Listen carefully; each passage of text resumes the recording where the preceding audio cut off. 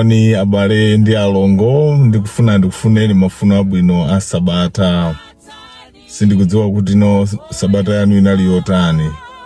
Komano chokhacho chongokhala ndi moyo mtsiku la lero kuti kwatichera tiye timuyamike Yehova. Akwana tsiku lija loti tikampembeze Yehova. Uwu ndi mwayi winanso monga mnyimbo ya Zenenge ya family ndi mwayi winanso kuti ifeyo tikhale ndi moyo. Mulungu atipasa mwayi kuti tikampembeze. Sindikudziwa kuti mapulani anu lero ndi otani, mukapemphera kuti muli ndi zilinganizo zotani ku mipingo kwanu.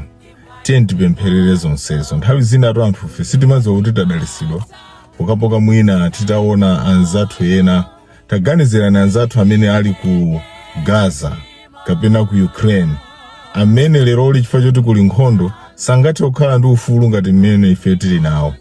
Ife tili ndi ufulu wopembeza. Tingathe